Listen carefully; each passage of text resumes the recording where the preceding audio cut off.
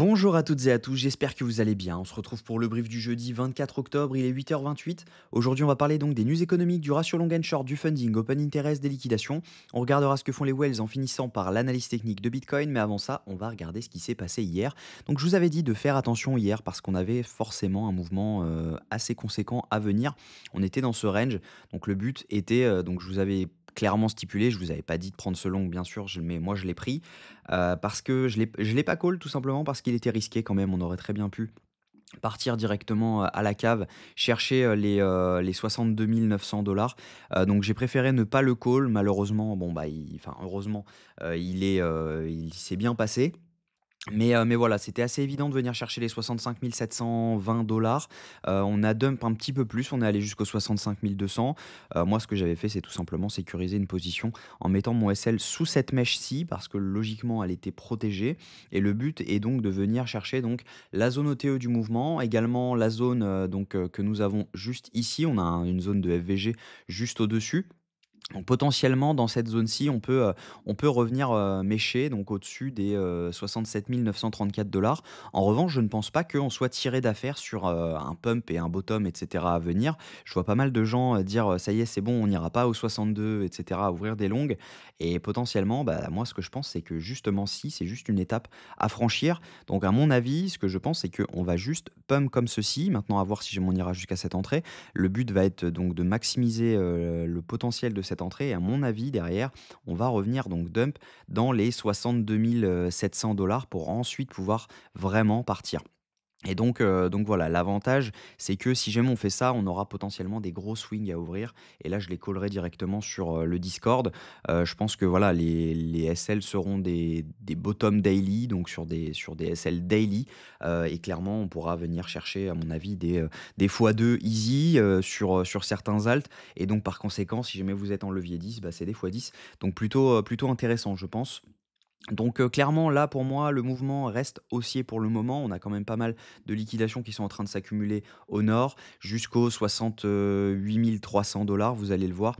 Mais voilà, à mon avis, il y a des chances de, venir chercher cette zone-ci. Maintenant, on va essayer de préciser un peu, cette entrée pour, pouvoir potentiellement short et de préciser, cette sortie pour pouvoir potentiellement TP ce trade.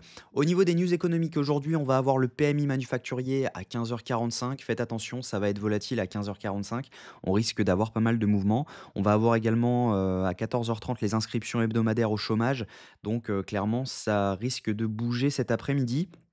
Faites attention à vous quand même, parce que voilà, là, on risque d'avoir de la volatilité. Au niveau du ratio long and short, on est sur du 50-50, hein, on était sur du 60-40 il y a 2 jours. Pour rappel, on avait 60% de short pour 40% de long. Actuellement, on a beaucoup de longs qui se sont ouverts et potentiellement des liquidations qui sont en train de s'accumuler au sud. Si jamais on regarde les funding open interest, les funding ne sont pas dans le négatif, hein. On a beau avoir dump, on n'a pas eu des funding qui étaient négatifs. Donc clairement, on a toujours énormément de longues sur ce marché. On a encore des longues qui se sont ouverts dernièrement juste ici. On voit l'open interest monter avec des funding montés. Donc ça veut dire que tout ici, ce sont uniquement des longues qui se sont ouverts. On a juste là également donc, une hausse de l'open interest avec une hausse des funding juste ici. Ça veut dire que ici on a pas mal de longs qui se sont ouverts et derrière, on a donc, des shorts qui se sont fermés. Donc c'est exclusivement des shorts qui se sont fermés juste ici parce qu'on voit une baisse de l'open interest avec une baisse des funding, donc exclusivement du short qui se ferme, c'est pas du long. Donc les longs sont toujours en position. Donc ici, on a exclusivement du long qui s'est ouvert, donc attention parce que du coup, ça promet pas mal de liquidations à venir chercher juste en dessous. Au niveau des liquidations, si je m'en regarde, ça en atteste quand même, hein. Si je me regarde sur 48 heures, on a des liquidations. Je vais me mettre en 24 heures même.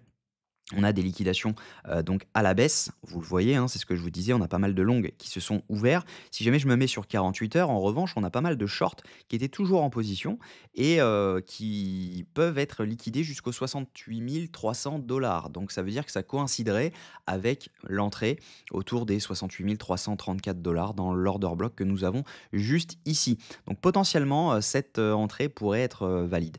Donc si jamais on regarde là-dessus sur 48 heures, on a des liquidations qui traînent jusqu'ici.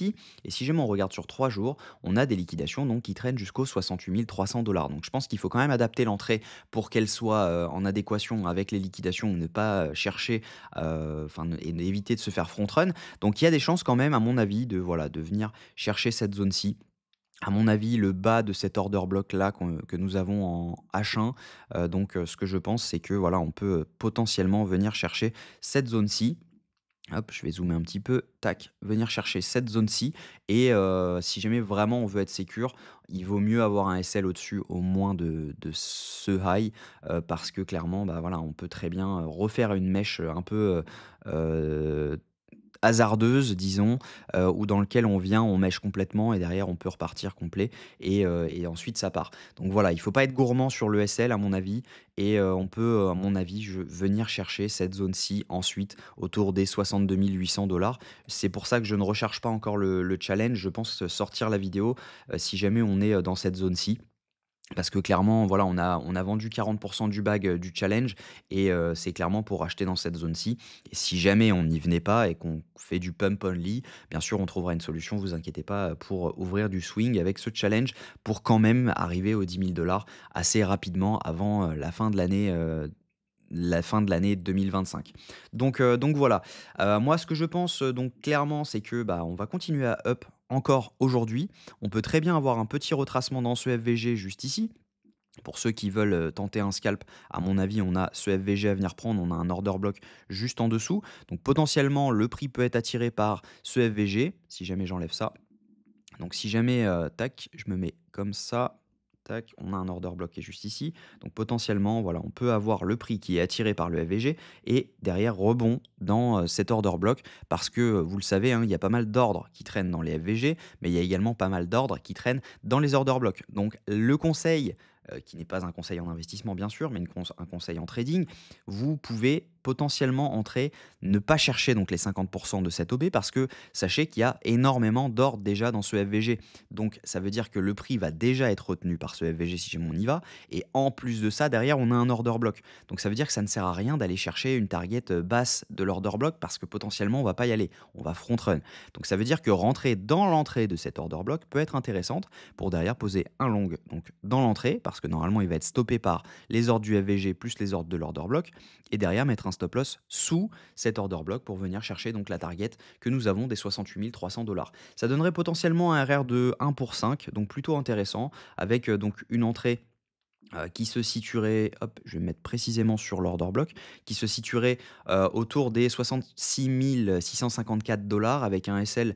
Je vais préciser également le stop loss, avec un SL autour des 66 315 $ et un TP autour des 68 307 $. Je pense que c'est un trade que je vais prendre. Bien sûr, c'est pas un conseil en investissement. Si jamais vous perdez ce trade, c'est entièrement de votre faute. C'est vous qui appuyez sur les boutons.